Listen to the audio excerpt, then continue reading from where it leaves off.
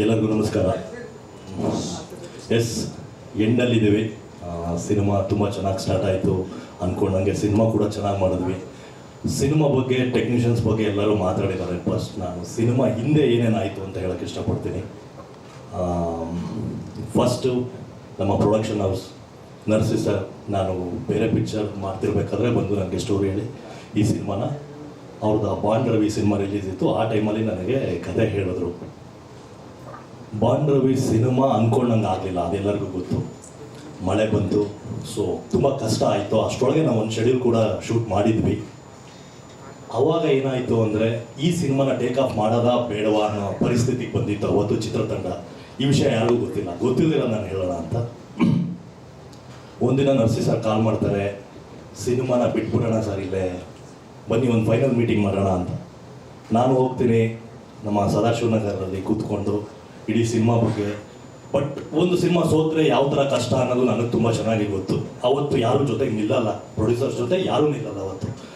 ಅಂಥ ಸಿಚುವೇಶನಲ್ಲಿ ಆಯಿತು ಬಿಟ್ಬಿಡೋಣ, ಏನು ಮಾಡೋಕ್ಕಾಗಲ್ಲ, ಬಿಟ್ಬಿಡೋಣ ಸಿನಿಮಾನ ಅಂದ್ಕೊಂಡು ಮಾತಾಡಿ, ನಾನು ನರ್ಸಿ ಸರು ಕಾಶಿ ಸರು ಎಲ್ಲ ಊಟ ಮುಗಿಸಿ ಓಡೋಣ ಅನ್ನೋ ಟೈಮಲ್ಲಿ ನಮಗೊಂದು ಮೇಜರ್ ಆಕ್ಸಿಡೆಂಟ್ ಆಗುತ್ತೆ ಸದಾಶಿವನಗರಲ್ಲಿ. ಇದು ಯಾರಿಗೂ ಗೊತ್ತಿಲ್ಲ. ಸದಾಶಿವನಗರ ಸ್ಟೇಷನಲ್ಲಿ ಕಂಪ್ಲೇಂಟ್ ಕೂಡ ಆಗುತ್ತೆ. MS ರಾಮಯ್ಯ ಹಾಸ್ಪಿಟಲಲ್ಲಿ ಹೋಗಿ ಟ್ರೀಟ್ಮೆಂಟ್ ಮಾಡಿಸ್ಕೊತೀವಿ. ಸೊ ಇಷ್ಟೆಲ್ಲ ಹರ್ಡಲ್ಸ್ಗಳಿದ್ದು ಈ ಸಿನಿಮಾ ಇಷ್ಟು ಚೆನ್ನಾಗಿ ಬಂದಿದೆ. ಇದು ಯಾರಿಗೂ ಗೊತ್ತಾಗದಾಗೆ ತುಂಬ ಚೆನ್ನಾಗಿ ಖರ್ಚು ಮಾಡಿ ಸಿನಿಮಾ 1:3, ನನಗೆ ಗೊತ್ತಿದ್ದಂಗೆ ಅವ್ರು ಫಸ್ಟ್ ಹೇಳಿದ ಬಜೆಟೇ ಬೇರೆ, ಸಿನಿಮಾದಲ್ಲಿ ಇವತ್ತಾಗಿರೋ ಬಜೆಟೇ ಬೇರೆ. ಅಷ್ಟು ಖರ್ಚು ಮಾಡಿ ಇಷ್ಟು ಚೆನ್ನಾಗಿ ಸಿನಿಮಾ ಮಾಡಿದ್ದಾರೆ ಅಂದರೆ ಅವರ ಪ್ಯಾಷನ್. ಸೊ ಎಲ್ಲರೂ ದಯವಿಟ್ಟು ನರ್ಸಿ ಸರ್ಗೊಂದು ದೊಡ್ಡ ಚಪ್ಪಾಳೆ. ಸೊ ಇದಾದ ಮೇಲೆ ನರ್ಸಿ ಸರ್ದು ಒಂದು ಕನ್ಸನ್ ಏನು ಅಂದರೆ, ಸುಮಾರು ವರ್ಷದಿಂದ ಸುನಿ ಅವ್ರ ಜೊತೆ ಕೆಲಸ ಮಾಡಿ ಸಿನಿಮಾ ಮಾಡಲೇಬೇಕು. ತುಂಬ ಅಂದರೆ ಒಂದು ಸಿನಿಮಾ ಸ್ಟಾಪ್ ಮಾಡ್ಬಿಡೋದು ಈಸಿ, ಫೈನಾನ್ಷಿಯಲಿ ಸ್ಟ್ರಾಂಗ್ ಇಲ್ಲ, ಬಟ್ ಏನೋ ಬೇಡ ಅಂತ ಹೇಳ್ಬೋದು. ಬಟ್ ಒಬ್ಬ ನಿರ್ದೇಶಕನ ಕನಸು ಹೊಟ್ಟೋಯ್ತಲ್ಲ ಅಲ್ಲೇ, ನಾವೇನೋ ಇಮಿಡಿಯೇಟಾಗಿ ಬೇರೆ ಪಿಕ್ಚರ್ ಹೊಟ್ಟೋಗ್ತೀವಿ, ಬಟ್ ನಿರ್ದೇಶಕರು ಏನು ಮಾಡ್ತಾರೆ. ಸೊ ಆ ಥರ ಇದ್ದಾಗ ಎಲ್ಲರ ತಲೆಯಲ್ಲೂ ಇಟ್ಕೊಂಡು ಇದನ್ನು ತುಂಬ ಚೆನ್ನಾಗಿ ಆಗಬೇಕು ಅಂದ್ಬಿಟ್ಟು ಮಾಡಿದ್ರು. ನಮ್ಮ ಸುನಿ ಸಖತ್ತಾಗಿ ಮಾಡಿದ್ರು. ದೇವರೇನಾದರೂ ಶಕ್ತಿ ಕೊಟ್ಟು ನನಗೆ ಏನಾದರೂ ಮುಂದೆ ಬಂದರೆ 100% ಸುನಿನ ಹಾಕೊಂಡು ನಾನು ಇನ್ನೊಂದು ಸಿನಿಮಾ ಮಾಡ್ತೀನಿ. ಅಷ್ಟು ತುಂಬ ಚೆನ್ನಾಗಿ ಮಾಡಿದ್ದಾರೆ. ಎಂಥ ರೈಟರು, ನೀಟಾಗಿ ಕ್ಲಾರಿಟಿ ಇದೆ ಸಿನಿಮಾದಲ್ಲಿ ಏನು ಮಾಡಬೇಕು ಏನು ಮಾಡಬಾರ್ದು ಅಂತ. ಅಂದರೆ ಇವತ್ತಿನ ಆ್ಯಕ್ಷನ್ ಹೀರೋಗಳಿಗೆ ಈ ಥರ ಡೈರೆಕ್ಟರ್ಗಳು ಬೇಕಾಗುತ್ತೆ. ನನ್ನ ಲೈಫಲ್ಲಿ ಗಜರಾಮ ತುಂಬ ಒಳ್ಳೆ ಸಿನಿಮಾ. ಆ್ಯಂಡ್ ನನ್ನ ಕ್ಯಾರೆಕ್ಟ್ರಿಗೆ ಬರೋದಾದರೆ, ಎಸ್, ಇದು ನಾನು ಬೇರೆ ಸಿನಿಮಾ ಮಾಡಬೇಕಾದ್ರೆ ಶೂಟ್ ಮಾಡ್ತಿದ್ದೆ ಅಂದೆ, ಇವರು ರೆಸ್ಲರ್ ಅಂತ ಹೇಳಿದ್ರು ನನಗೆ.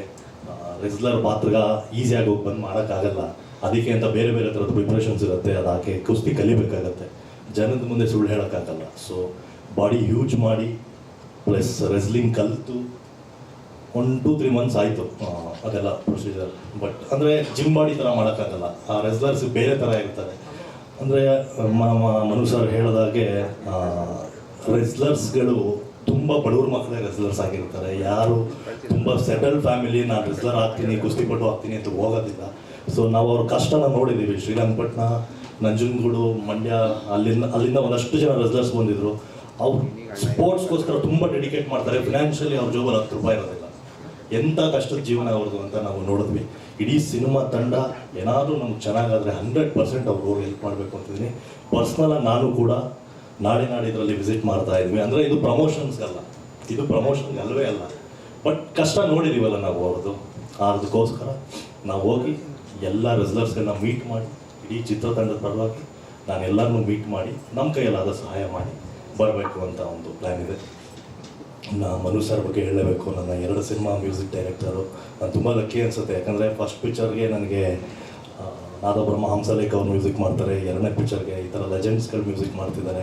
ಸಖತ್ ಖುಷಿ ಆಗುತ್ತೆ. ಅಂದರೆ ಇಡೀ ಸಿನಿಮಾದ ಮೇಯ್ನ್ ಪ್ಲಸ್ ಪಾಯಿಂಟ್, ನಾವೇನೇ ಆ್ಯಕ್ಷನ್ ಮಾಡಿರ್ಬೋದು, ನಾವೇನೇ ಆ್ಯಕ್ಟಿಂಗ್ ಮಾಡ್ಬೋದು, ಅದು ಮ್ಯೂಸಿಕಲ್ಲಿ ಎಲಿವೇಟ್ ಆಗೋದು. ಹೀರೋ ಎಲಿವೇಷನ್ಸ್ಗಳು ಎಲಿವೇಟ್ ಆಗೋದೇ ಮ್ಯೂಸಿಕಲ್ಲಿ. ತುಂಬ ಚೆನ್ನಾಗಿ ಮಾಡಿದ್ದಾರೆ. ಟ್ರೈಲರ್ ಬ್ಯೂಟಿಫುಲ್ ಆಗಿದೆ. ಸೊ ನಿಮ್ಮೆಲ್ಲರಿಗೂ ಟ್ರೈಲರ್ ಇಷ್ಟ ಆಗಿದೆ ಅಂತ ಅನ್ಕೊತೀನಿ. ಹೇಳಬೇಕು ಏನೋ ಉಪದೇಶ ಮಾಡೋ ಥರ ಆಗೋಯ್ತು ನನಗೆ ಸಡನ್ನಾಗಿ. ಎಸ್. ಆ್ಯಂಡ್ ನಮ್ಮ ಸಂತು ಬಗ್ಗೆ ಮರ್ತ್ಬಿಟ್ಟಿದ್ದೆ, ನೆನಪಿಸಿದ್ರು. ಸಂತು ಒಂದು ಪ್ರೆಸ್ ಮೀಟಲ್ಲಿ ಹೇಳ್ತಾರೆ, ಕಾಮಿಡಿ ಆ್ಯಕ್ಟರ್ಸ್ಗಳದ್ದು ಪೋಸ್ಟರ್ಸ್ ಹಾಕಲ್ಲ ಸರ್, ಕಟೌಟ್ ಹಾಕಲ್ಲ ಅಂತ ಯಾವುದೋ ಒಂದು ಇಂಟರ್ವ್ಯೂ ನೋಡಿದ್ದೆ. ನಾನು ಒಬ್ಬ ಕಾಮಿಡಿ ಆರ್ಟಿಸ್ಟ್ ಮಗ ಆಗಿ ನಾನು ಹೇಳ್ತೀನಿ, 100% ಮೇನ್ ಟೇಟಲ್ಲಿ ನಿಮ್ಮ ಕಟೌಟ್ ಹಾಕಿಸ್ತೀನಿ ಬ್ರದರ್, ಹಾಕ್ಸ್ಬಿಡಿ ಬ್ರದರ್. ಯಾಕಂದ್ರೆ ನನಗೆ ಗೊತ್ತಲ್ಲ, ನನ್ನ ಕಷ್ಟ ನಿಮ್ಮ ಮಕ್ಳಿಗೆ ಹಾಕ್ಬಾರ್ದು. ನಮ್ಮ ತಂದೆ ಕಟೌಟ್ ಗಾಂಧಿನಗರಲ್ಲಿ ಬಿದ್ದಿತ್ತು ಅಲ್ಲಿ ನಿಮ್ಮ ಮಕ್ಕಳು. ಎಸ್, ಇನ್ನೇನಾದರೂ ಕ್ವಶನ್ ಇತ್ತು ಅಂದರೆ ದಯವಿಟ್ಟು ಕೇಳ್ಬೋದು. ಇನ್ನು ನಮ್ಮ ಸಿನಿಮಾದ ಒಬ್ಬರು ಮೇನ್ ಪಿಲ್ಲರ್ ಮಾತಾಡೋದು ಬಾಕಿ ಇದೆ, ಆದರೆ ನಮ್ಮ ರಾಜವರ್ಧನ್ ಸರ್ಗೆ ಪ್ರಶ್ನೆಗಳಿದ್ರೆ ಮಾಧ್ಯಮ ಮಿತ್ರರು ಕೇಳ್ಬಹುದು. ಈಗ ಎನಿ ಕ್ವಶನ್ಸ್?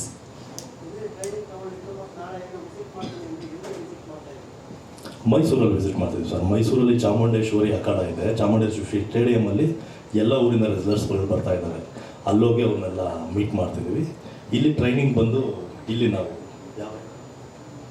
ನಮ್ಮ ಫೈಟ್ ಮಾಸ್ಟರ್ ಅರ್ಜುನ್ ಅವರ ಗುರುಗಳು ಅವರು ಅಲ್ಲಿ ಟ್ರೈನ್ ಮಾಡಿಸಿದ್ರು.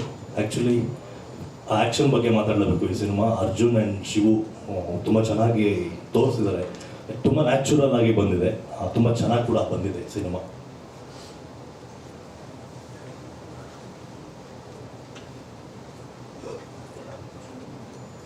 Okay, thank you. ಇದೇ Feb 7 ಸಿನಿಮಾ ರಿಲೀಸ್ ಆಗ್ತಾ ಇದೆ.